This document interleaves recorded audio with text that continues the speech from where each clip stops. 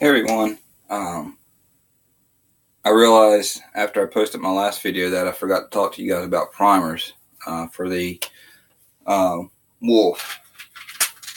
These Winchester primers is what I received with the rifle with the other stuff.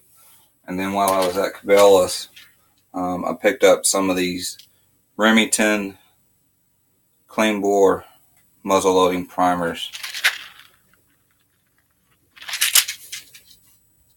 If you don't know, basically what this does is it just creates the spark to set off the black powder. That's all that does. And that goes in the breech plug. And today I want to also show you guys how to load it. I'm not actually going to load it. I'll drop a couple pellets down the tube to show you guys a trick or two about that. So first thing you want to do, obviously want to check and make sure it's not loaded already. So break it open, unscrew the breech plug, take it completely out. I know this is empty, I'm just doing it for you guys and for YouTube in case they kind of require this.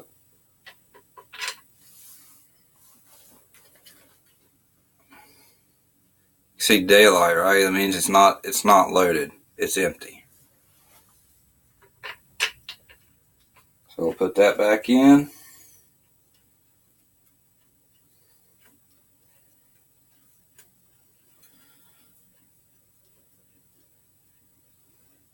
Alright.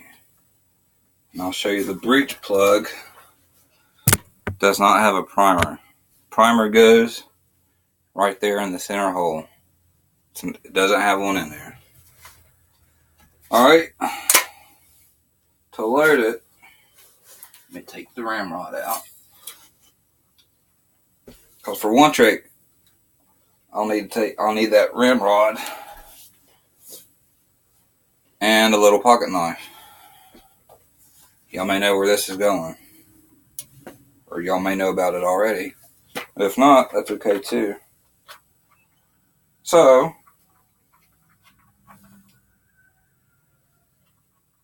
we got our pellets here. So to load this thing, very easy. With these pellets, it comes with a pipe cleaner. Take your pipe cleaner, stick it down the middle, pulls out two automatically. Now,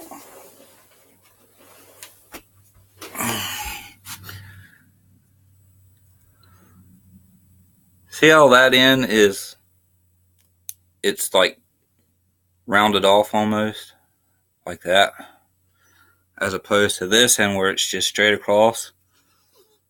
The rounded end, like this, goes down the barrel first. And the reason why is because this end up here is called I think they call it the striker face.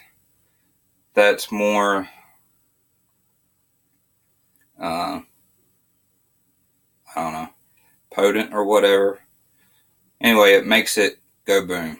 So what you're going to do is take your two pellets, and this is just for a regular charge, okay?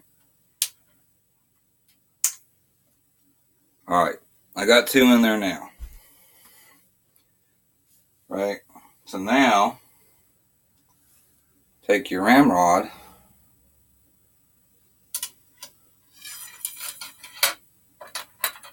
alright, so now we will get our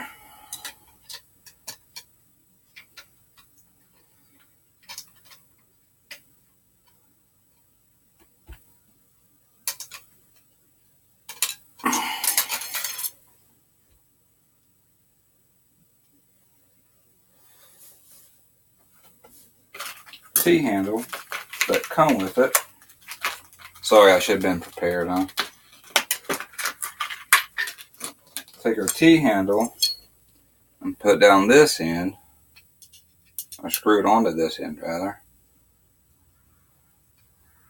like so. Just going to let it fall down.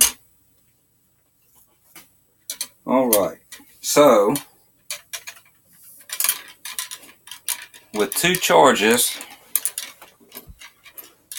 with 2 powders,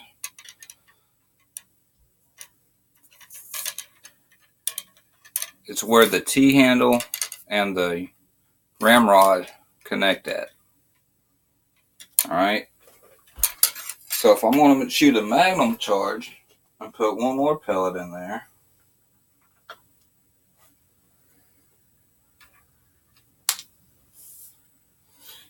Then take your ramrod, put it in there. Now this is if you want to use loose powder. This is how you mark your ramrod.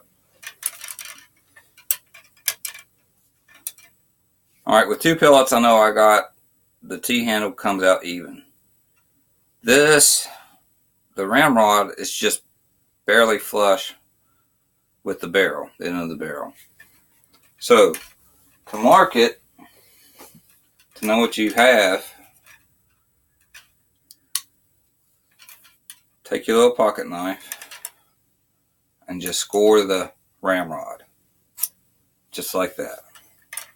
So now, I don't know if the camera's going to pick this up, but right here, there's a little nick where the pocket knife grazed the ramrod. I know that mark is for a magnum charge.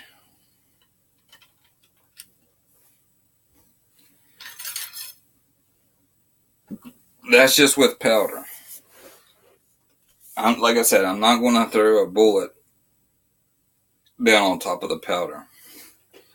But you can kind of guesstimate. Here's the mark for the powder. Alright, so you added another probably inch or so, and you know that the bullet is going to be about right here with the powder on a magnum charge. Now what's it going to be on a regular charge with the bullet? That mark, the first mark that we made.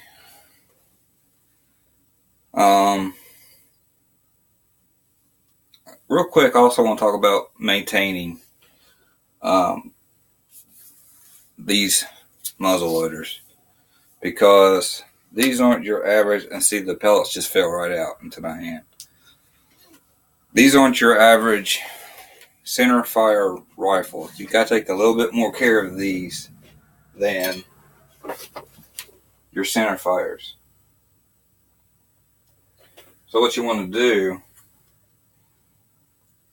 is, when you clean it, obviously make sure it's unloaded, right? So after that, you're going to take some bore blaster or bore cleaner or some kind of cleaner. Shoot down the barrel. This is what I do. You don't have to do it this way. There's a couple different ways you can do it. Take the cleaner, take your breech plug out, shoot it right down the barrel, and take a bore brush and push all that stuff out, and then it'll be good. So that's my tip / trick, or whatever you want to call it. After you clean the barrel, you want to take the forearm off, wipe everything down, oil it up, because you know this thing's gonna be in your gun cabinet or gun safe or wherever you put it for probably 9 to 10 months before you bring it out and start making sure the scope's still on target and still shooting good. What else? Trying to make sure I didn't forget anything. Oh, yeah. This is for Jeremy Gunslinger. Jeremy, you said in one of your videos that you could take your CVA Bobcat and outshoot anybody with a CVA Wolf. Well, I'm issuing you a challenge. My CVA Wolf versus your CVA Bobcat. Let's make it fun. Make it fun. 50 yards, 3 shots, 2 stages, if you want to call them a stage. One is closest to the bullseye and the tightest group. So whoever can get both of those, or either even one or the other, wins. I'm gonna say,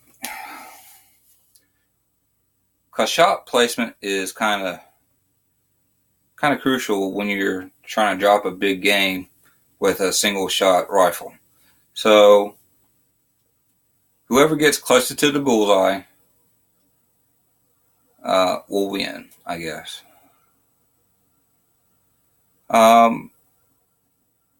50 yards, tightest group, and closest to the bullseye. That's it. Simple, easy. Well, what should be easy. I'm going to try to do that video this weekend. It's supposed to be nice. So we'll see. I have to talk to a couple people about getting that done because I don't own the property. And here in North Carolina, it's unless you have land or know somebody that does have land, for that distance, you're not going to go to a shooting range and get that. The indoor shooting ranges are 25 yards max. Shooting clubs here in North Carolina are like $250 a year. I'm not wanting to spend that kind of money just to go make a few trips a couple of years. But anyway, that's it. Jeremy, let me know. Peace, y'all.